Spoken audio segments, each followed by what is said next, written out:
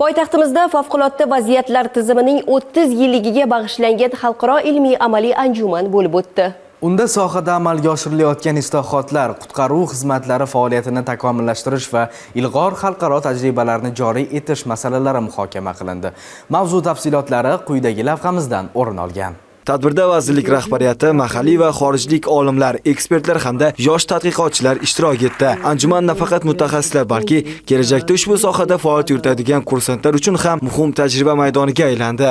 Bugungi anjumanda biz favqulodda vaziyatlarni oldini olish, aholi va hududlarning tabiiy hamda texnik favqulodda vaziyatlarni muhofaza qilish sohasida zamonaviy yondashuvlar hamda ilg'or xalqaro tajribalar bilan yaqindan tanishdik.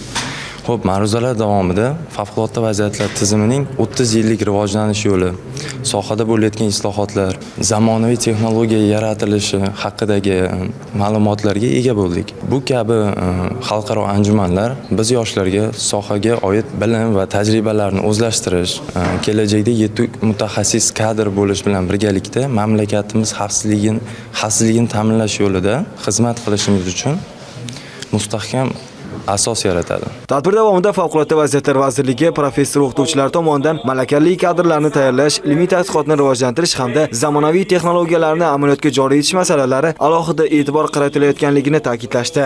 Konferensiyamizda qatnashganlar Favqulodda vaziyatlar vazirligini inson hayotida, jamiyat hayotida inson xavfsizligini ta'minlash o'rnini alohida ta'kidlab o'tdilar. Hamma organning o'z funksiyasi bor, lekin favqulodda vaziyatlar vazirligi yoki bo'lmasa qutqaruvchilarni kasbi, qutqaruvchilarni demak ahamiyati alohida. Anjumanda xorijiy mutaxassislar ham qatnashib, favqulodda vaziyatlarning oldini olish borasidagi xalqaro tajribalar va samarali hamkorlik yuzasidan fikr almashdi.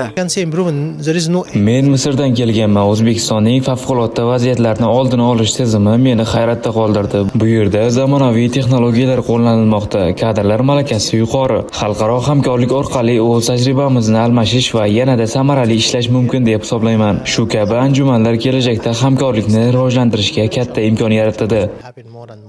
Mutaxassislar fikricha, bunda ilmiy muloqot maydonlari, tajriba almashish, yangi yondashuvlarni shakllantirish hamda favqulodda vaziyatlar tizimini yanada takomillashtirishda muhim ahamiyat kasb etadi. Anjuman yakunida ishtirokchilarga sertifikatlar topshirildi. Tadbir favqulodda vaziyatlar tizimining o'tgan 30 yillik faoliyatini sarhisob qilish bilan birga sohaning kelgusidagi rivojlanish yo'nalishlarini ham belgilab beradi.